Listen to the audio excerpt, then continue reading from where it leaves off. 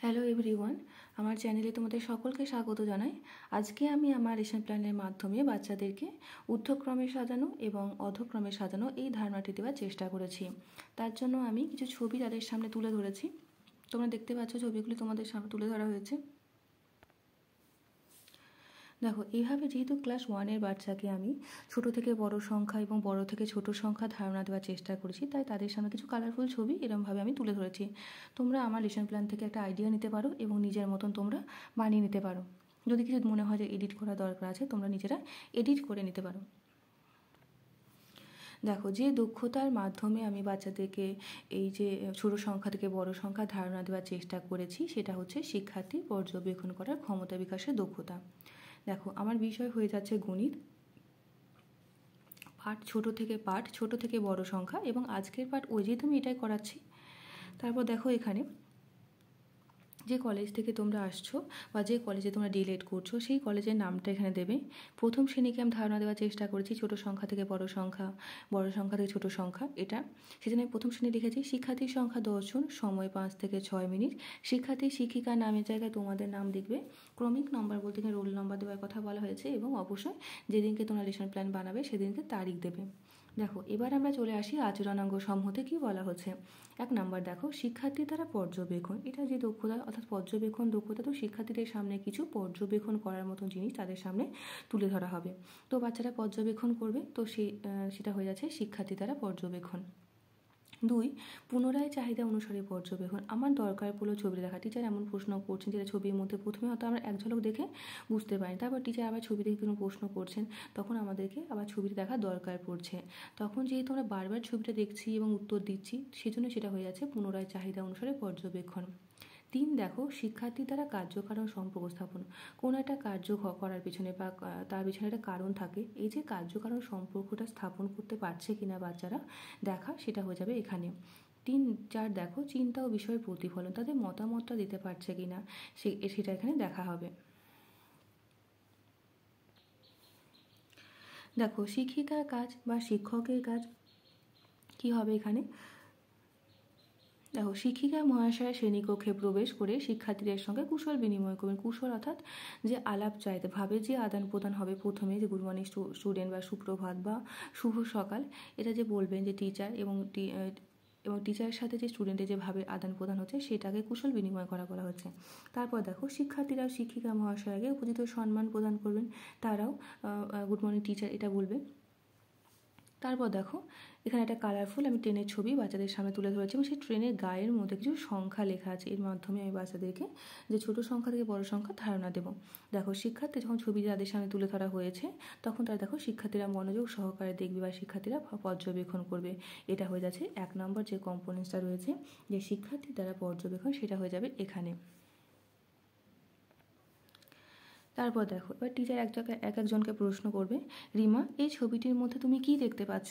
তো ক্লাস 1-এর বাচ্চা তারা দেখো শুধুমাত্র কালারফুল যে ট্রেনটা রয়েছে সেই ট্রেনটা দেখেছে, তারা বলছে ম্যাম এটা তো একটা ট্রেনের ছবি। তো এটা হচ্ছে পুনরায় চাহিদা অনুসারে পর্যবেক্ষণ। তো দেখো, টিচার বলছে হ্যাঁ, ভালো করে দেখে বলো ট্রেনের গায়ে কিছু লেখা আছে?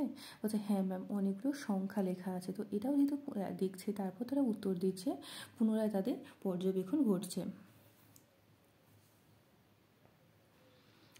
দেখো, বলছে আচ্ছা রাম, তুমি ভালো করে দেখে বলো তো সংখ্যাগুলি কিভাবে লেখা আছে।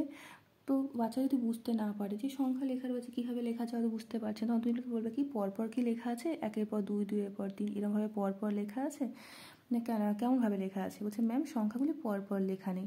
তাহলে কেমনভাবে লেখা আছে? প্রথমে বড় সংখ্যা এবং তারপর সংখ্যাগুলি আস্তে আস্তে ছোটো হয়ে আছে, এরকমভাবে লেখা আছে। তো যেহেতু বাচ্চারা দেখছে এবং তারা তাদের মতামতটা দিতে পারছে, চিন্তা ভাবনা করছে, তারপর তারা উত্তরটা দিচ্ছে, তো সেজন্য আমি 2 নম্বর এবং 4 নম্বর এই দুটি আচরণাঙ্গ সমূহ এখানে লিখেছি। টিচার বলছেন হ্যাঁ, ঠিক বলেছ।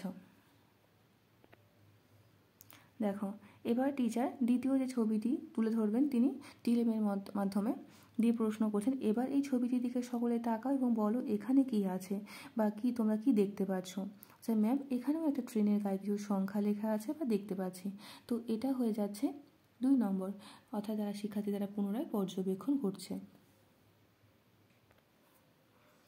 দেখো টিচার বলছেন, হ্যাঁ ভালোভাবে দেখে আমাকে বলো যে সংখ্যাগুলি ট্রেনের গায়ের মধ্যে কীরকমভাবে লেখা আছে পরপর। আগে যেন বলো পরপর কি লেখা আছে 1 2 3 4, না প্রথমে বড় সংখ্যা লেখা আছে আগের ছবিটার মতো। পয়েন্টার দিয়ে তোমরা দেখাবে যে এই ট্রেনটার মতো যেমন প্রথমে বড় সংখ্যা, তারপর তার থেকে একটু ছোটো সংখ্যা, তার থেকে একটু ছোটো সংখ্যা, এরকমভাবে লেখা আছে। এরকম কি লেখা আছে? আচ্ছা ম্যাম 1 2 ভাবে পরপর লেখা নেই, কিন্তু 3-এর পর 4, 4-এর পর 5, 5-এর পর 6 এইভাবে পরপর 3 থেকে পরপর লেখা আছে। তো এটা হয়ে যাচ্ছে 2 নম্বর, অর্থাৎ তারা দেখছে এবং দেখার পর তারা উত্তর দিচ্ছে। তারপর দেখো টিচার বলছেন, আচ্ছা আগের ছবিটি আমি আগের ছবি, পরের ছবি বা প্রথম ছবি, দ্বিতীয় ছবি মেনশন করেছি। তোমাদের তো টিলেমের মধ্যে 2টি ছবি থাকছে একসাথে, তখন তোমরা পয়েন্টার দিয়ে মেনশন করে দেখাবে যে এই ছবিটি বা এই ছবিটি এরমভাবে। তো আচ্ছা আগের ছবিটিতে প্রথমে বড় সংখ্যা ছিল, তারপর সংখ্যাগুলি আস্তে আস্তে ছোটো হয়ে গেছিলো। এবার বলো দ্বিতীয় ছবিটিতেও কি একই রকম আছে না আলাদা আছে? বলছে ম্যাম আলাদা আছে। বলছে বলো কীরকম আলাদা? তোমরা দেখতে পাচ্ছ প্রথমে ছোট সংখ্যা আছে, তারপর সংখ্যাগুলি আস্তে আস্তে বড় সংখ্যা হয়েছে। তো এটা হয়ে যাচ্ছে 2 এবং 4, অর্থাৎ চিন্তার প্রতিফলন ঘটছে, তারা পুনরায় পর্যবেক্ষণ করছে এবং তার পাশাপাশি তাদের মতামতটা দিতে পারছে।